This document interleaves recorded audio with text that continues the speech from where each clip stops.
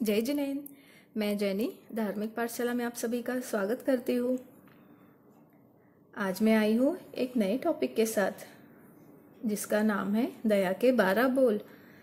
आज हम जानेंगे दया के 12 बोलों के बारे में। जगत में तो अनंत जीव है, उनकी तो हम काउंटिंग भी नहीं कर सकते।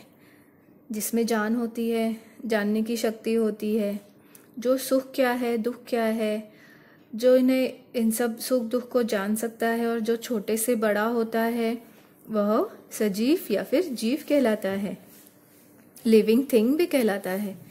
सारे जगत सजीव और निर्जीव यह दो भेदों से बना हुआ है। जीवों पर दया करना मतलब क्या? हमारे शरीर में जीव है, इसलिए कोई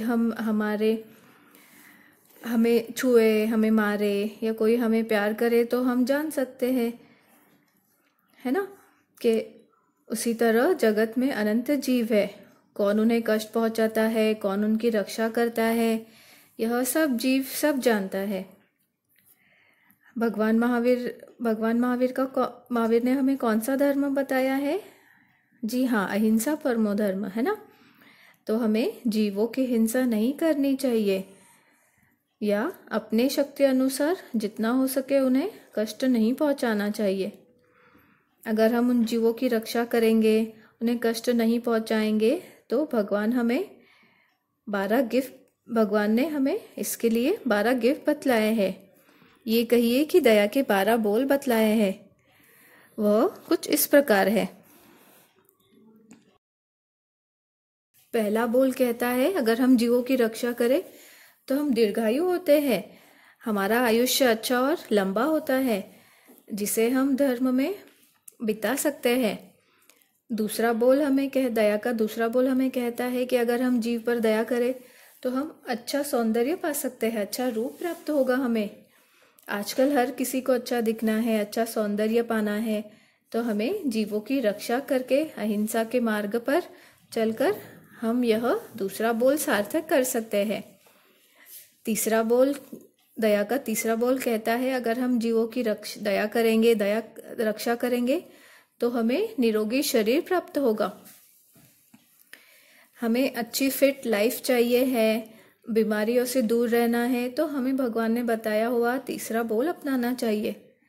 दया का चौथा बोल कहता है कि अगर हम जीवों की रक्षा करें, उन पर दया करें तो हम धर्मवंत और धनवंत बनेंगे। हर कोई आजकल पैसे के पीछे भाग रहा है, धर्म से भी पीछे रह रहा है। अगर हम जीवों की रक्षा करेंगे तो अहिंसा धर्म से जुड़ जाएंगे, धर्म का पालन हो जाएगा और अमीर भी बन जाएंगे। यही कहता है दया का चौथा बोल कि हम धर्मवंत और धनवंत बन जाएंगे।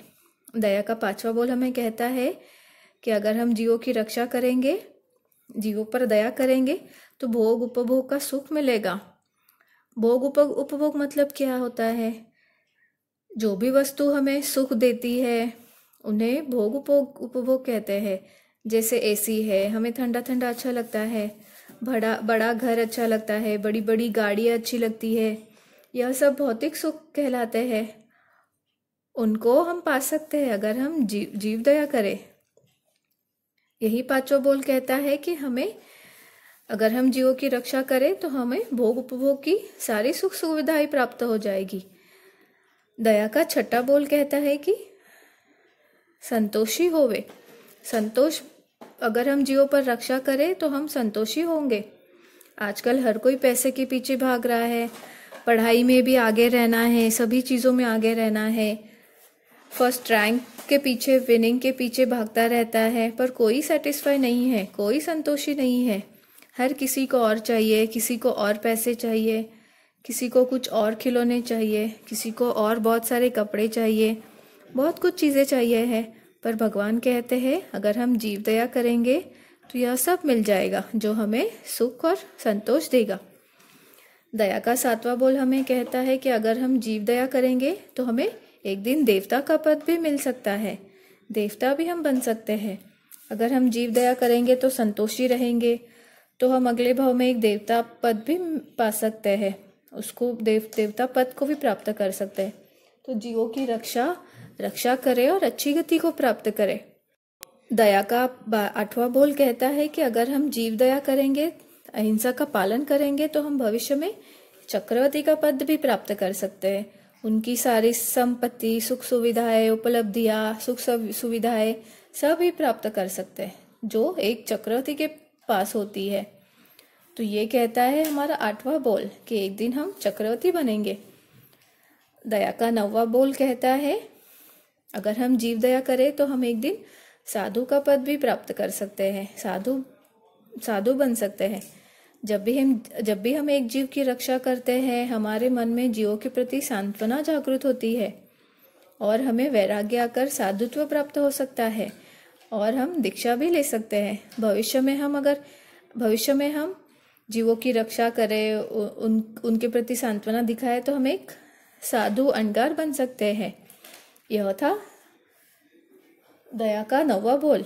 दया का 10वां बोल वो कहते हैं कि अगर हम जीव दया करने से हम गंधर्व भी बन सकते हैं, साथ ही साथ उनकी लब्धियां भी हमें प्राप्त हो सकती है। दया का 11वां बोल कहता है कि अगर हम जीव दया करें, जीवों की रक्षा करें, तो भगवान कहते हैं कि जीवों की रक्षा करते करते हम एक दिन अर्यंत पद को भी प्राप्त कर सकते हैं। चारों कर्मों का क्षय करके हम एक दिन अर्यंत बन सकते हैं। दया का आखिरी बोल कहता है अगर हम जीवों की रक्षा करें तो हम एक दिन हमारा अंतिम लक्ष्य जो है, अंतिम डगर जो है मोक्ष, उसे हम आसानी से प्राप्त कर सकते हैं। तो ये था 12वां बोल। तो भगवान ने यह 12 बोल हमें जीव दया के बतलाए हैं। एक श्लोक याद आ रहा है, हमें रोज यह भावना भी भानी चाहिए। सत्वेषु मैत्रिगणेषु प्रमोद, क्लिष्टिषु जीवेषु कृपा परत्वम, मध्यस्थ भावम विपरीत वृत्तो सदा ममत्ता विदधातु देव। इसका अर्थ कुछ इस प्रकार है कि हे वितराग देव, मुझे ऐसी वृत्ति प्रदान कीजिए जिससे कि जीवों पर मैत्री भाव, गुणीजनों पर प्रमोद भाव और दुखियों पर दया भाव और दुश्मनों पर मध्यस्थ भाव बने रहे और जीवों पर दया भाव रखकर हम सब जल्दी ही मोक्ष प्राप्त करें। तो ये थे जीव के 12 बोल। आज के लिए बस इतना ही। इसी आशा के साथ आज के लिए बस इतना ही। अगली पाठशाला में फिर मिलेंगे। तब तक चिंतन, मनन और धर्म ध्यान करें और धार्मिक पाठशाला से जुड़े रहें। जय जिनेन्द्र।